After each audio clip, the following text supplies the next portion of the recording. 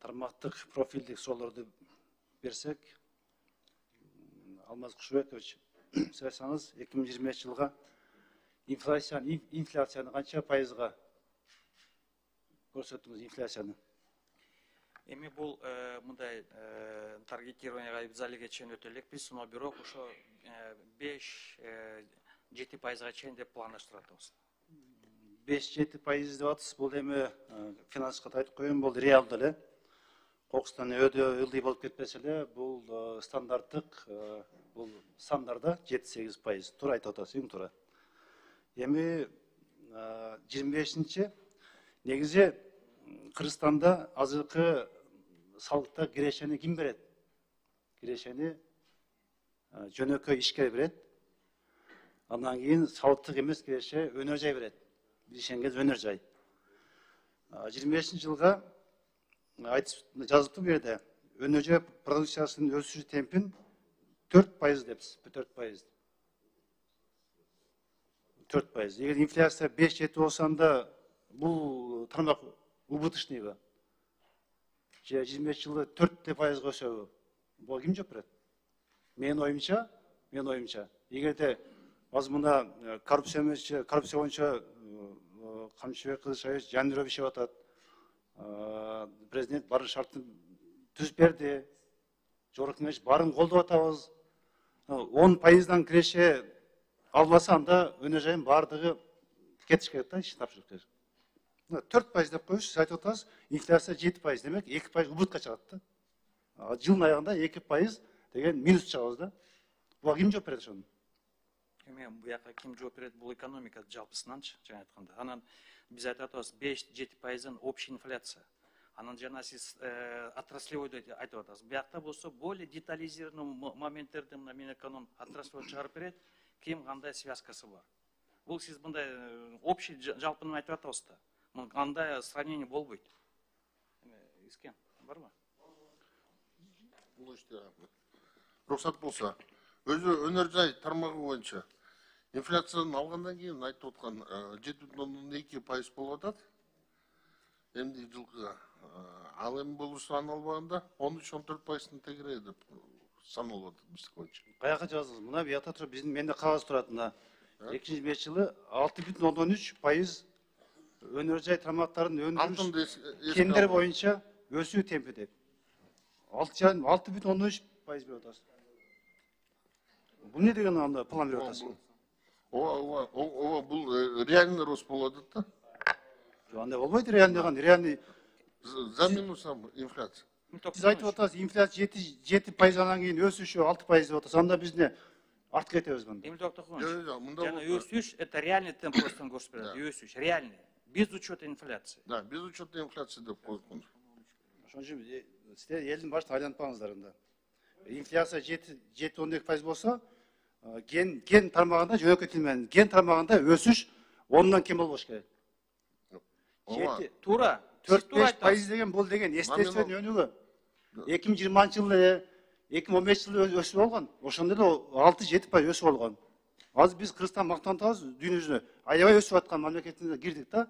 Мамлекет башка эл аралык делдер бизге неметти, басымы өсүп атат деп. Демек өсүп атканда биз таттуу бололу да. Эмил Токтокович, сиз туура айтып. 10-дан кем болбош керек. Туура, ошондо инфляция 10-дан кем эмес, өсүү. Ошону алгандан кийин реальный темп рост көрсөтүп берет. Ошон үчүн тартыңыздар. Азыр мына өнөр жай министринин жаңы келди, Меди Алиш Асанович. Сиз бизге конкретно айтыш керек берди. Өнөр жай гендер боюнча мынча пайыз өсүп болот деп айтыңыз. Мындай эл түшүнсүн да. Мен оюмча, мен финанс катары 10-дан кемден болсо, анда бул деген убыточный, бул деген анда алар сиз баш болуп баары иштен кетиш керек да, гендерин тапшырып кетиш керек. Ошон үчүн 10-дан кем болсо, анда Кыргызстан өсүп болбойт. Саламатсыздарбы? Эми токтогумчу эми өнөр жай жагы эмес, мен тоо кен тармагы боюнча эми бу жерде инфляция менен өсүштү ар тармактын ортосунда средний чыккан эмен айтып атат да. Кээ бир тармак жогорураак, кээ бир тармак ылдыйраак болуп, анан ошодон ортодо чыккан багытта. Менимче тоо кен тармагы бүгүнкү күндө инфляциядан жогору болот көрсөткүчтөр. Канча пайыз болот тоо кен тармагы? 2020 сиз келдиңиз, сиз тажрыйбалуу министрсиз, жашсыз, иштегиңизге 1 жыл болду элек. 2025 канча пайыз алып келесиз? Бизге Кыргызстанга бюджетин деп. Канча пайда алып келет? Прогноз боюнча 24-ке салыштырмалуу 10% тегерегинде планируем. Бул биринчиден баалардын өсүшүнө байланыштуу болуп атат. Көрсөткүчтөр дагы 10% тегерегинде күтүлүүдө 20. Жалпы 10. Жалпы. 2023 канча Ал болду? 24-кө салыштырмалуу. 24 канча болду? Киреше. Ал суммаларына салыштырмалуу айтып атам да, мен жанагы төлөнгөн налогтору жана целым добыча кылынган суммасына салыштырмалуу. Бирок 10 дагы аз да. Айт десеңиз, Инфляция жеп койт, инфляция бар да бизде. 10 десеңиз, аны жарым инфляция кетет. Жарымы биздин өсүшкө баягы естественный өсүшкө турайып калат да, ошон үчүн алдыга план көбүрөөк коюп, иштегенге азыр мүмкүнчүлүк бар да. Толук мүмкүнчүлүк бар. Биз айткан мыйзамды колдоп берип атабыз. Бирок ошого чейин силер иштеңиздер да. Эмил Токтогоевич, уруксат болсо. Мынакей кең катышуу боюнча, биздин прогноз боюнча 2025 жылга реалдуу рост 108,2, инфляциясы 105,5, экөө кошулуп туруп 113,7 берип атат. 8 болуп тур, инфляция 5 болуп тур да. 5,5 3%. Ошондо экөө кошулуп реалдуу рост, ошо номиналдуу росту 113,7% түзөт да ошондо. 2024 болгон. 25-жылга кадыр 25. прогноз. 2025-ке ошондой Бирок мен ойлойм бул аз. Азыр мына металлдардын баасы өсүп атат. Кызмат өсүп атат, баары өсүп атат да. Бул аз.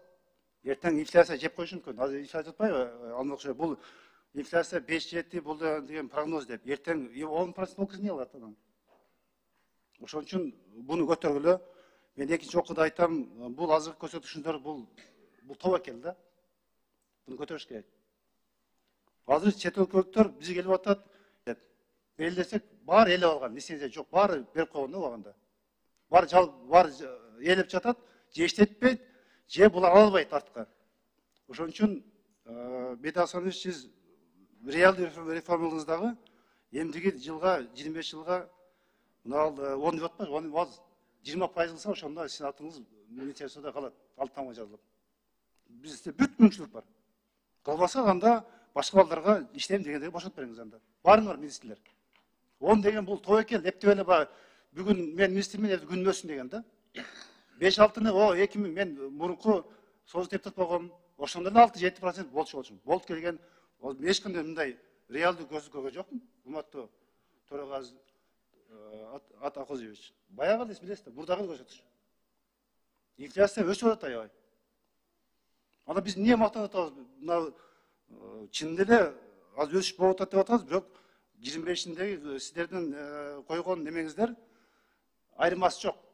5 жылда ошондой болгон, 3 жылда ошондой айырмасы жок да. Ошон үчүн келиңиздер, планды көрөк коелу. Ошо аракет кылалы. Ошого жол түзөлү, мыйзамда калалы.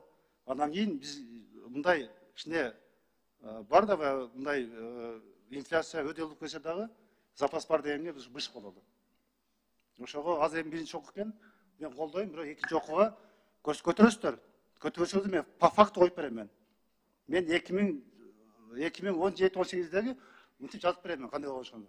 Аны өзү уят кыласыздар. Ошон үчүн президент менен президентти уят кылгаңыздар дагы планканы көрөк коюп, ошо аткарам деп убада бериңиздер. Рахмат.